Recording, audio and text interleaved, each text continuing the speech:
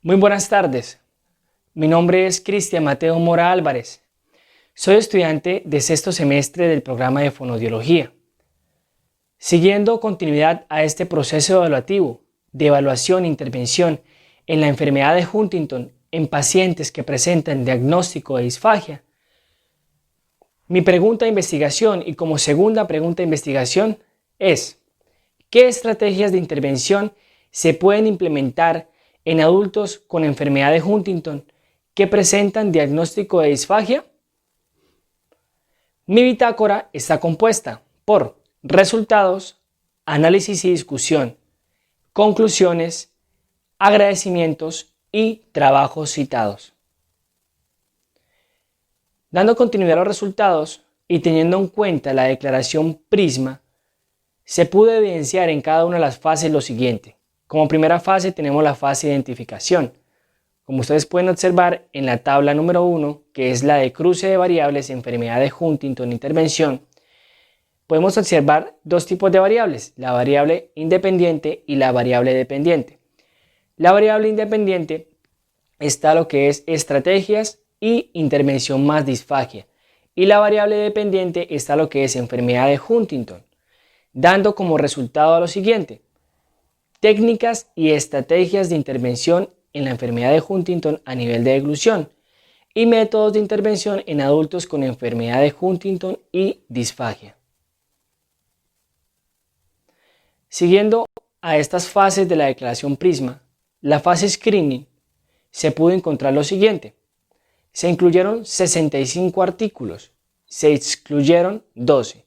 En la fase de elegibilidad se incluyeron 53 artículos completos, se excluyeron 28 artículos. En la fase de inclusión, y es aquí donde quiero recalcar un poco, donde se tuvo en cuenta lo que fue la síntesis cualitativa y cuantitativa, como síntesis cualitativa se incluyeron 5 artículos en los cuales hablaban específicamente de estrategias de intervención en la enfermedad de Huntington. De esos 5 artículos, en totalidad, entre evaluación e intervención, se encontraron 25 artículos, pero como acabo de mencionar, solo 5 artículos se eligieron como síntesis cualitativa y se incluyeron dentro de esta pregunta de investigación. Como fase de inclusión, siguiendo esta fase como tal, se pueden evidenciar luego de la búsqueda exhaustiva de artículos correspondientes a las metodologías de intervención halladas en la literatura.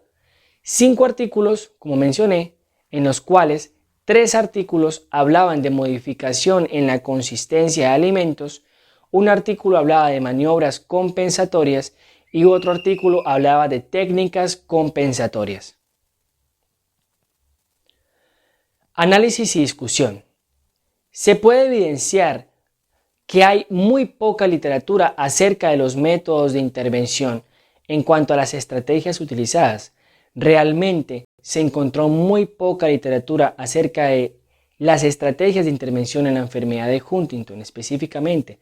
Sí se encontró literatura acerca de estrategias de intervención de la disfagia que tenían relación con enfermedades neurodegenerativas, pero no se encontró como tal específicamente en estrategias de la enfermedad de Huntington que pudiesen apoyar este diagnóstico de disfagia.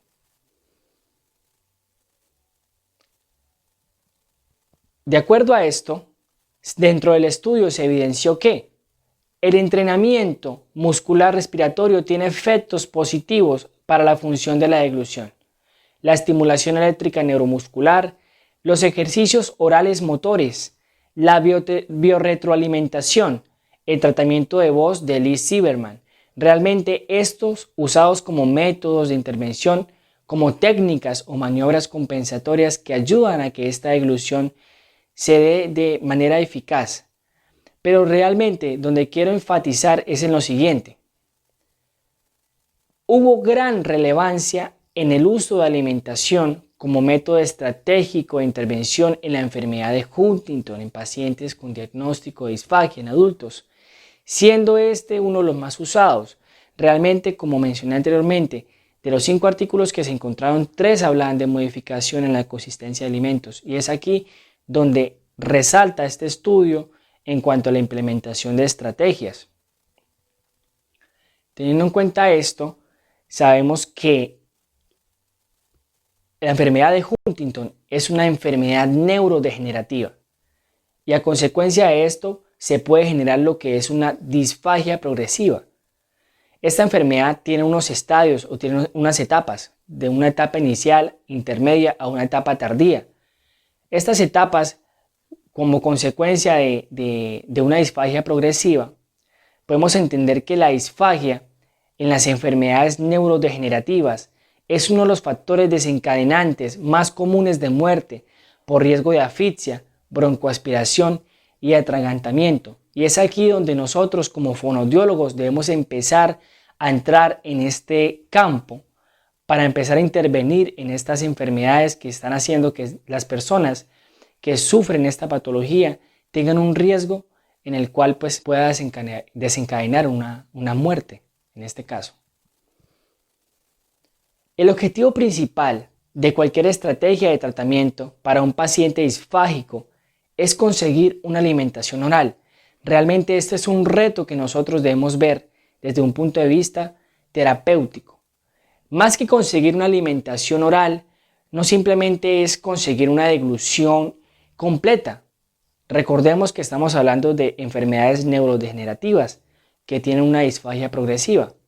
Aquí lo que tenemos que atender es cómo realizar esa alimentación adecuadamente y que esa persona pueda nutrirse de manera adecuada. El fonoaudiólogo ha aportado actividades rehabilitadoras que consoliden el abordaje, tales como la transformación de consistencia como proceso de adaptación, alimentación, conductas motoras o ausencias patológicas. La modificación de la dieta ayuda a complementar el trabajo compensatorio que requiere para mantener las habilidades deglutorias. Quiero decir con esto que nosotros también no debemos trabajar de manera aislada. Esto requiere también de un trabajo multidisciplinario, como lo es el trabajo con terapeutas ocupacionales, con fisioterapeutas, con nutricionistas, porque ese trabajo más que todo requiere de que el paciente tenga en cada área un apoyo para poder realizar esta deglución de manera adecuada. Desde el punto de vista fonoaudiológico y la literatura ya en la investigación de este artículo, se puede decir, mediante estos estudios, que como método que se puede implementar y dando respuesta a la pregunta de investigación, es la modificación en la consistencia de alimentos. ¿Por qué quiero decir esto? La verdad, las técnicas de modificación de consistencias y textura de alimentos apoyan el procesamiento mecánico alterado, disminuyen los riesgos de aspiración y efectivizan la deglución. Como método de intervención estratégico que se puede implementar sería la modificación en la consistencia de alimentos para las personas que tienen enfermedad de Huntington, adultos que presentan diagnóstico de disfagia. Conclusiones. Se logra determinar que desde los métodos de intervención utilizados la modificación en la consistencia de alimentos tuvo más relevancia en el manejo de adultos con enfermedad de Huntington que presentan diagnóstico de disfagia.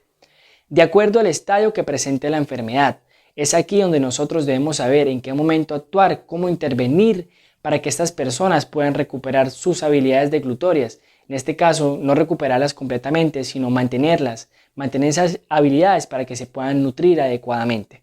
Se logró determinar que desde la literatura hay poca información acerca del abordaje terapéutico de estrategias de intervención en la enfermedad de Huntington, siendo de suma importancia. ¿Por qué? Porque esto nos sirve para el manejo de esta patología en nuestro campo fonoaudiológico. Que este estudio también sirva como base para otros estudios para indagar un poco más sobre estas estrategias de intervención en esta enfermedad que nos pueden servir como base para los métodos de intervención que se pueden utilizar en nuestro campo fonoaudiológico. En Colombia no existen realmente muchos estudios que hablen de estrategias de intervención en cuanto a la disfagia en pacientes con enfermedad de Huntington que tienen diagnóstico de disfagia.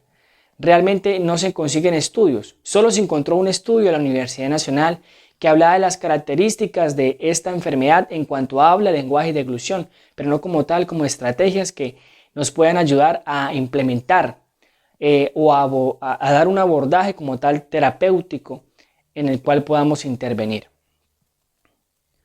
Agradecimientos primeramente a Dios, segundo al profesor Sergio Carrillo, a la profesora Zaida, la epidemióloga, y a la profesora Maritza Díaz. Mis trabajos citados. Muchas gracias.